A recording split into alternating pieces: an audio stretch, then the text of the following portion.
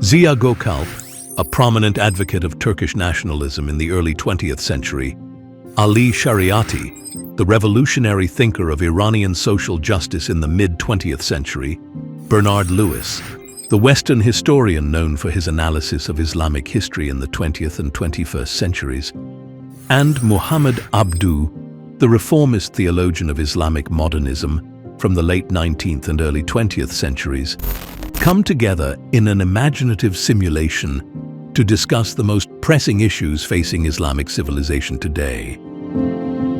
Our journey takes place in Istanbul, at the Topkapı Palace. Our intellectuals will engage in a discussion on three fundamental topics: the role of colonialism and imperialism, the relationship between intellectuals and political power, and the rigidity in interpreting our religion. Drawing on Turkish nationalism and Western civilization by Ziya Gökalp, Man and Islam by Ali Shariati, What Went Wrong by Bernard Lewis, and Risalat al-Tawhid by Muhammad Abduh. The participants delve into the intellectual rift between nationalism, religious reform, historical analysis, and modernism. Join us as these intellectuals engage in a timeless debate that transcends centuries.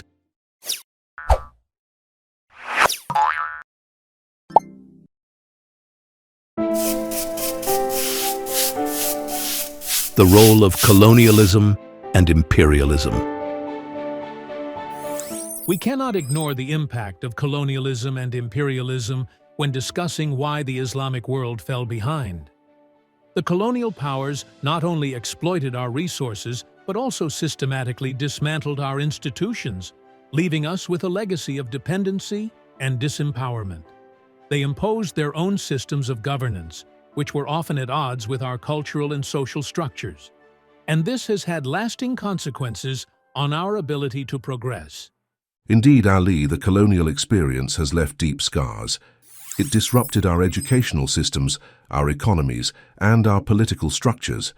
Many of our leaders were replaced by figures who served colonial interests rather than the interests of the people. However, while colonialism played a major role, we must also recognize our responsibility in resisting these influences and in rebuilding our societies in a way that aligns with our values. I see your point, but I think we also need to recognize that colonialism alone cannot explain our decline. Many societies faced colonial rule but managed to recover and even thrive. We failed to create a unified response, and our internal divisions made it easier for colonial powers to exploit us. We need to learn from this history and work towards greater unity and resilience. From an outsider's perspective, the effects of colonialism are undeniable. The imposition of foreign rule disrupted the natural development of Islamic societies. However, as Ziya mentioned, other nations also experienced colonialism but were able to adapt and recover. The key lies in the ability to reform in the aftermath of colonial rule. The challenge for the Islamic world is to foster resilience and innovation while creating a vision for the future that is independent of colonial influences. I disagree slightly, Ziya. While some nations did recover from colonialism, we must also consider the extent of the cultural and economic damage done to our societies. The deep-rooted dependency created by colonial rule was not easily dismantled. Our challenge is not only to unite, but also to decolonize our minds and institutions.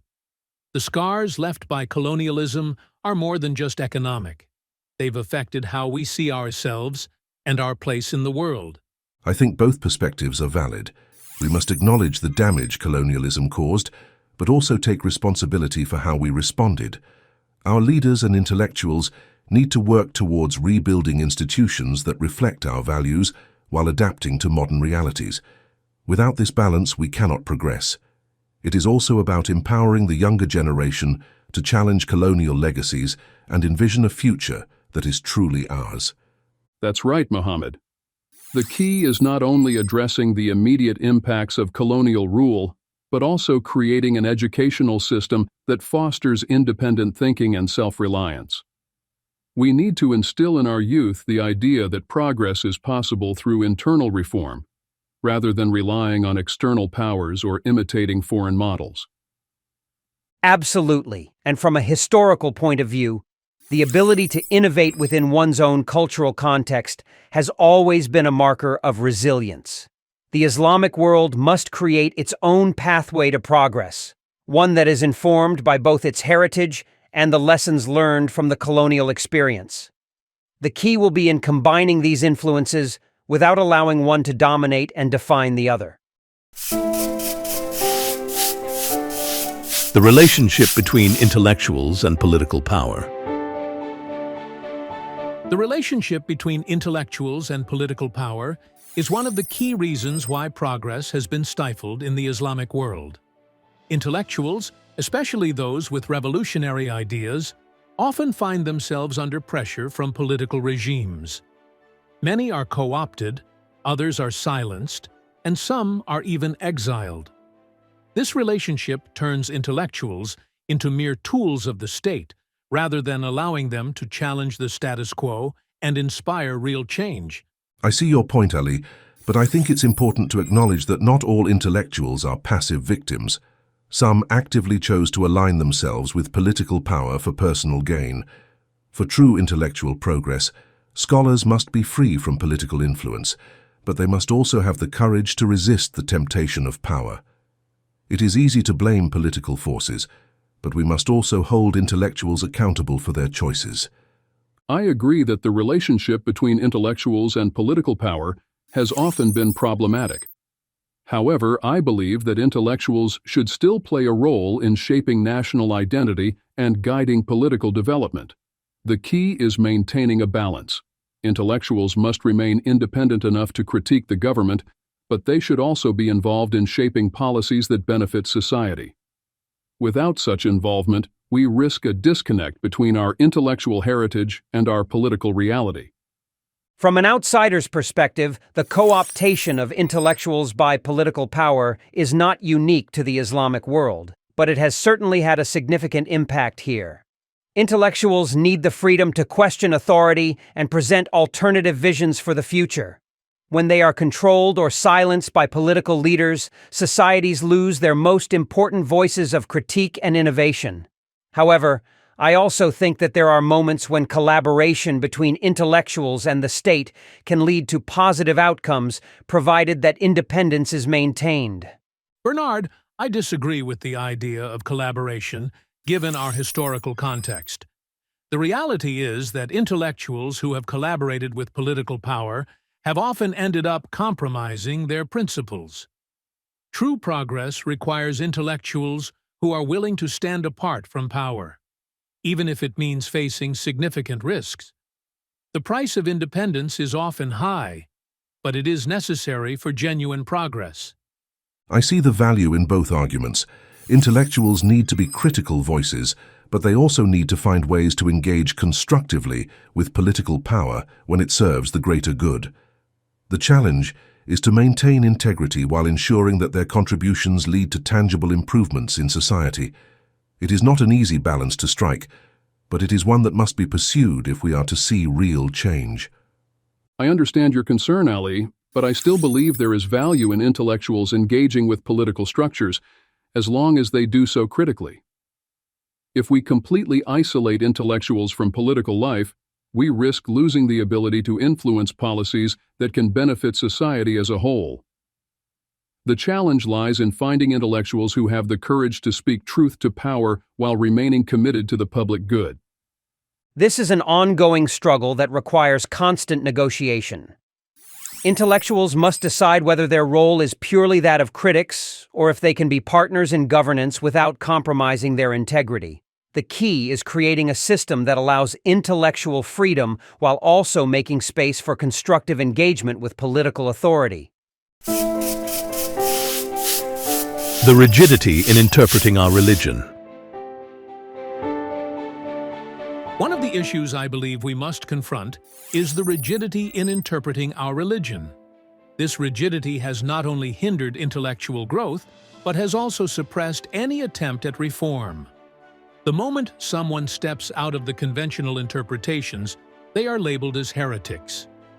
This fear of challenging established doctrines has led many to remain silent.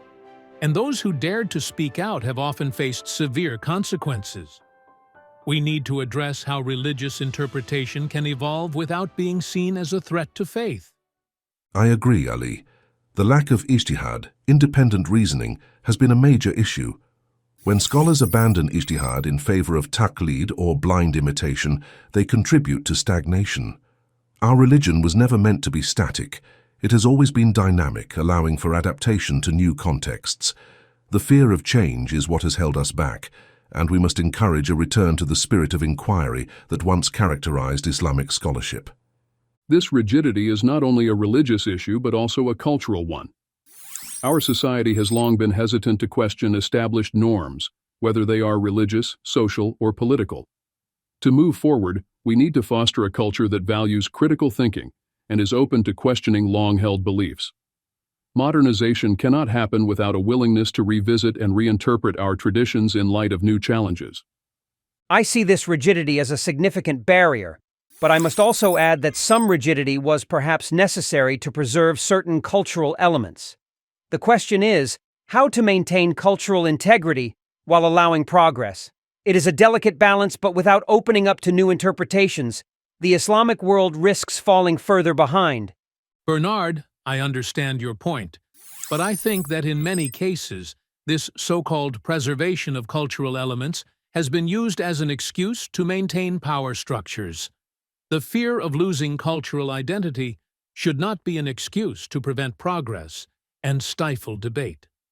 We must distinguish between cultural preservation and the fear-based control of ideas. I agree, Ali. True cultural preservation comes through evolution, not stagnation. We need to find ways to reinterpret our values in ways that resonate with the modern world. Only by doing so can we ensure that our culture remains relevant and vibrant. We must remember that the essence of our religion encourages reflection, adaptation, and progress. To overcome the challenges we face, I believe we must first focus on building a strong sense of national identity that is compatible with modern values. We need to foster a culture of critical thinking and innovation within our educational systems, while also preserving the core elements of our cultural heritage. By integrating modern scientific advancements with our traditional values, we can create a balanced society that values progress without losing its identity. Additionally, political leaders must recognize the value of intellectual independence and allow scholars to contribute meaningfully without interference. I think the solution lies in a revolutionary change in our approach to both religion and governance. We need to decolonize our minds, break away from the dependency created by colonial rule, and empower the masses.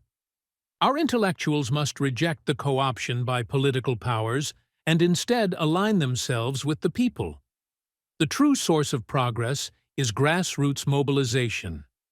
We must educate the masses, challenge the existing power structures, and encourage the use of ijtihad to reinterpret our religion in a way that is relevant to our current challenges. Only through a genuine connection between intellectuals and the people can we hope to achieve meaningful progress. I see the importance of both preserving cultural heritage and adapting to modernity.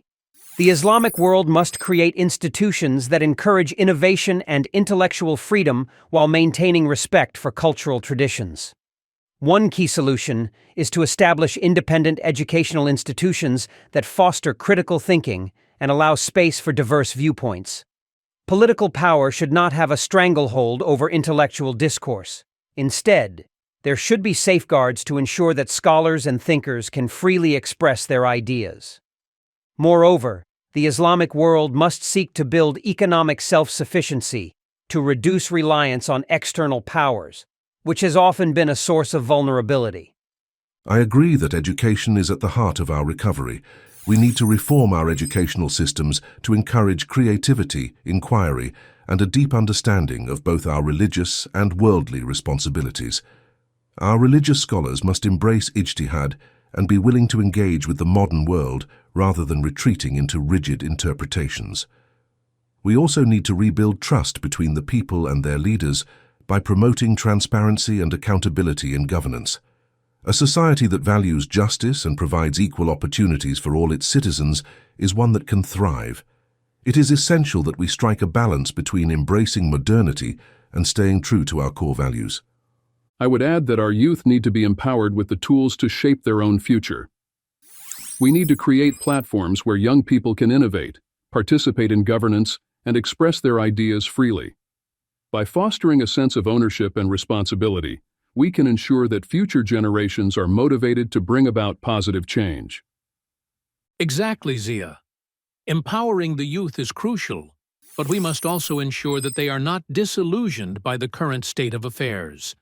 They need role models, intellectuals who are willing to stand up for truth and justice. We must break the cycle of intellectuals being co-opted by political power, and instead encourage a culture where questioning and challenging authority is seen as a virtue, not a threat. And in doing so, it is important to remember that progress is not about abandoning one's identity, but about evolving it. The Islamic world has a rich history of intellectual inquiry and innovation. By reconnecting with that spirit of inquiry and combining it with modern educational practices, there is great potential for a renaissance. The key is in finding a balance that allows for both cultural integrity and openness to change. Ultimately, the path forward requires a collective effort. Governments, intellectuals, religious scholars, and the people must work together to build a society that values both faith and reason. We must be willing to question our traditions when necessary, embrace reform, and strive for a society where justice, knowledge, and compassion are at the core of our values. Only then can we overcome the challenges that have held us back and move towards a brighter future.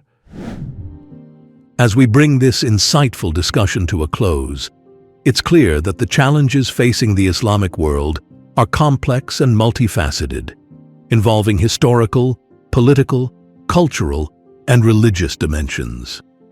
The distinguished intellectuals have offered diverse perspectives, from the need to address the scars of colonialism to fostering a balanced relationship between intellectuals and power, to embracing a dynamic approach to religious interpretation.